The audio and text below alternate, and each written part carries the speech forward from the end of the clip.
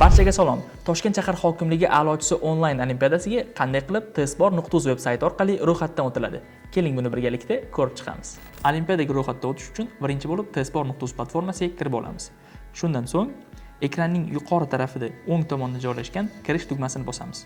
Ushbu kirish tugmasini bosish orqali biz testbor.uz platformasiga ro'yxatdan o'tishimiz kerak bo'ladi. Telefon raqamimizni kiritamiz va bizga SMS kod keladi. Ushbu SMS kodni aynan ko'rsatilgan joyga kiritamiz. Ajoyib, biz siz bilan testbor.uz platformasida profil yaratdik. Endi olimpiadaga ro'yxatdan o'tish uchun ekranda ko'rib turganimiz batafsil tugmasini bosamiz. Va mana shu yerdan ro'yxatdan o'tish tugmasini bosamiz.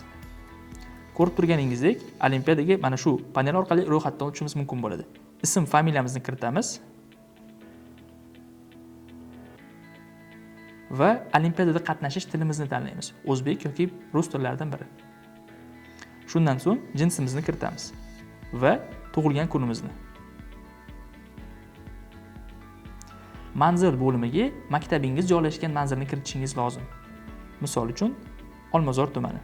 Shundan so'ng maktabingizni raqamini kiritasiz. Va so'ngida sinfingizni kiritishingiz kerak bo'ladi. Hamma kiritgan ma'lumotlaringiz to'g'ri ekanligiga ishonch hosil qilganingizdan so'ng topshirish tugmasini bosing. Tabriklaymiz. Siz Toshkent shahar hokimligi a'lochisi olimpiadasiga muvaffaqiyatli ro'yxatdan o'tdingiz. Ekranda ko'rsatilgan vaqtda siz uchun olimpiadaning birinchi bosqichi bo'lib o'tadi. Ushbu olimpiada haqidagi yangiliklardan xabardor bo'lib turish uchun bizning Instagram hamda Telegram sahifalarimizga obuna bo'ling. Olimpiadada sizga omad tilaymiz.